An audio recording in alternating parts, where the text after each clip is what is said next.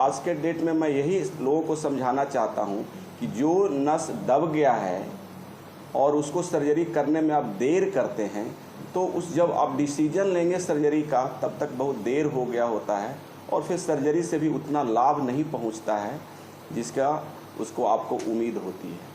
तो हम लोग किस जगह पर सोचें कि ऑपरेशन करना है या नहीं करना है, ये टोटली सर्जन पर डिपेंड करता है।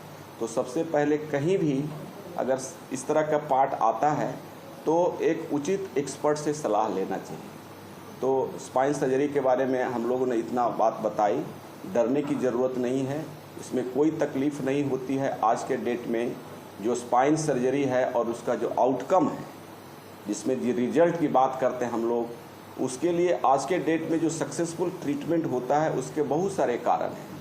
सबसे महत्वपूर्ण कारण तो टेक्नोलॉजी का डेवलपमेंट है, जिसमें सबसे ज़्यादा इस्तेमाल आज के डेट में हम लोग का MRI का रोल आ गया है। और MRI होने से स्पाइन के बारे में क्रिस्टल क्लियरेंस मिल जाता है कि इससे बीमारी क्या है। और अब उसके बाद जब डायग्नोसिस बन जाती है तब हम लोग को सर्जिकल टूल्स के तहत आज के डेट में बहुत अच्छे माइक्रोस्कोप आ गए हैं, जो हमारे सूक्ष्म से सूक्ष्म चीज़ों को भी हम लोग देख कर ऑपरेट कर सकते हैं। दूसरा, आपके ICU जो इंटेंसिव केयर यूनिट होता है ऑपरेशन के बाद, उसकी व्यवस्था होनी चाहिए, जो आज के डेट में हम लोग को बहुत अच्छी सुविधा है। तो इस सभी कारणों से हम लोग का सर्जरी बहुत ही सक्सेसफुल है और बहुत ही कारगर है। कोई घबराने की, सोचने की ज़रूरत नहीं होनी चाहिए। सबसे इम्पॉर्टेंट चीज़ है कि आपकी जो समस्या है उसको नज़रअंदाज ना करें और उसे उचित सलाह लेकर जल्द से जल्द दिखाने की कोशिश करें। और उसे समय पर अगर इलाज कराते हैं तो निश्चित तौर पे अभी लाभ मिलेगा, लेकिन अगर समय के बाद आप कराते हैं, डिसीजन तब लेते हैं लोग जब उसकी सारी नसें दबने के कारण परमानेंटली डैमेज हो जाते हैं, तब जब सर्जरी करेंगे तो रिजल्ट में उतनी जितना आप उम्मीद करते हैं नहीं मिलेगा।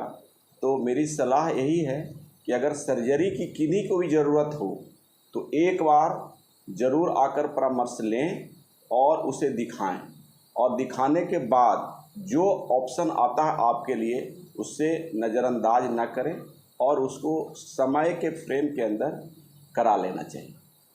स्पाइन सर्जरी में जो सर्जरी का चार्जेज हैं वो डिपेंड इस बात पे करता है कि आप कहाँ सर्जरी करा रहे हैं। हम लोगों को प्रदेश बिहार में जो इस तरह के जो गरीबी है, और एक बात और बताना चाहते हैं कि स्पाइन से रिलेटेड इशू ज़्यादातर गरीब पेशेंट को ही होता है, जिसके पास अच्छे साधन नहीं हैं। तो हम लोग आज के दिनों में इसके लिए जो बिहार में जो हम लोग का जो खर्च है वो बहुत ही अदर स्टेट के बराबर बहुत ही कम होता है। अगर पैसे की बात किया जाए तो हम लोग को अगर कोई भी सर्जरी स्पाइन की जिसमें फिक्सेशन होता है या डिकम्प्रेशन होता है तो मैक्सिमम आपको 1 से 1.5 लाख रुपये तक में यहाँ सर्जरी होती है, जो कि दिल्ली, मुंबई और अदर स्टेट में अगर कराने जाते हैं तो कम से कम 5 लाख से ऊपर के खर्च आते हैं। तो आप डिफरेंस समझ सकते हैं कि अभी भी हम लोग के बिहार में जो सर्जरी का रेट है काफ़ी कम है, और इस तरह के बहुत सारे कॉम्प्लेक्स जो चीज़ें होती है उस पर बहुत ज़्यादा पैसा लगता है, क्योंकि आज भी हम लोग के बिहार में जो सर्जरी का जो चार्जेज है और के बनिस्बत बहुत कम है।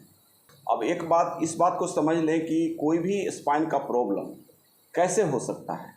तो जिसमें एक पार्ट आपने पूछा कोई वज़न उठाने से, तो ये आपके जो वज़न उठाने के कारण एक्स्ट्रा जो लोड पड़ता है स्पाइन पे, खास करके जो कमर की हड्डी है, जस्ट कमर के ऊपर की हड्डी है, उसमें बहुत सारे हम लोग के स्पाइन में डिस्क होते हैं। 2 हड्डी के बीच में एक डिस्क होते हैं, और डिस्क जो काम करता है एक शॉक एब्जॉर्बर का काम करता है, जिसमें आप चलते हैं, झुकते हैं, उछलते हैं, स्पोर्ट्स की एक्टिविटी करते हैं, आपको महसूस नहीं होता है। लेकिन वही फोर्स अगर आउटवर्ड पोजीशन में लगे तो स्लिप डिस्क होने के कारण नस अगर दबेगा तो दर्द हो सकता है। और दूसरी बात, अगर हड्डी में किसी तरह का चोट लग जाए जिससे फ्रैक्चर हो जाए, और हड्डी के फ्रैक्चर के साथ साथ नस में भी दबाव हो जाए, तो भी इस तरह की समस्या हो सकती है। मैं डॉक्टर नीलू प्रसाद, डायरेक्टर आस्था लोक hospital and Aastha IVF। I am running IVF since last 2 years। 2 साल से हम IVF की सर्विस सारे समाज को दे रहे हैं और हम बहुत खुश हैं, बहुत सेटिस्फाइड हैं अपने काम से और अपने रिज़ल्ट से। और बहुत खुशी होती है उन परिवार को देख करके जिनके चेहरे पर हम उनके परिवार के चेहरे के ऊपर में खुशी देखते हैं। ऐसे तो इनफर्टिलिटी एक बहुत ही कठिन होता है उसका इलाज करना इनफर्टाइल कपल को, क्योंकि उसमें सक्सेस रेट 100% नहीं है, लेकिन हम अपने यहाँ कोशिश करते हैं कि पूरे मेहनत के साथ मैक्सिमम रिजल्ट दें।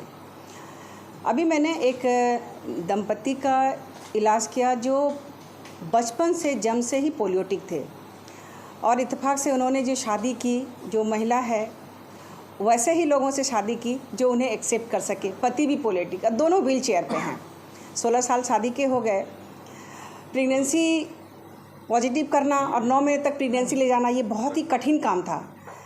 खुद मैं हिम्मत हार गई कि ऐसे अगर हम रिज़ल्ट देते हैं तो फिर भी आगे उनका क्या होगा, लेकिन उन लोगों का बहुत हिम्मत और उनके परिवार का बहुत चाहत था, जिसको मैंने बहुत नज़दीकी से रीड किया।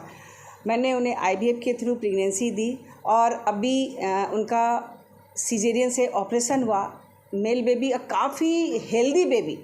कभी कभी मन में ये शंका होती थी कि दोनों में कोई तरह का जो जेनेटिक प्रॉब्लम या कुछ तरह की समस्या ना हो, ताकि उनके बच्चे उनके लिए लायबिलिटीज़ ना बने बल्कि एक एसेट हो, ताकि वो अपने माँ बाप को अपनी जो स्थिति है उसको वो समझ पाएँ, क्योंकि कितने मेहनत से वो अपने बच्चे को दोनों पालेंगे। दोनों पोलियोटिक हैं, लेकिन सारे जांच पड़ताल के बाद पीडियाट्रिक्स का सारा चेकअप के पास पता चला कि बच्चे हर तरह से हेल्दी हैं, काफ़ी अच्छे हैं, और बच्चे का वज़न भी काफ़ी अच्छा था। बच्चे का वज़न लगभग 3 किलो 200 है और पूरा परिवार काफ़ी खुश है। और इस बात की हमें खुशी है कि हम ऐसे दंपति को जो बिल्कुल निराश थे उसे हम एक अच्छा सा रिज़ल्ट दे सकें। हम इसके लिए बहुत ही अपने सेंटर का और अपनी टीम का हम सराहना करते हैं कि हर लोगों ने मिल कर के जो हमारे काम होते हैं वो बहुत ही बाखूबी से निभाते हैं।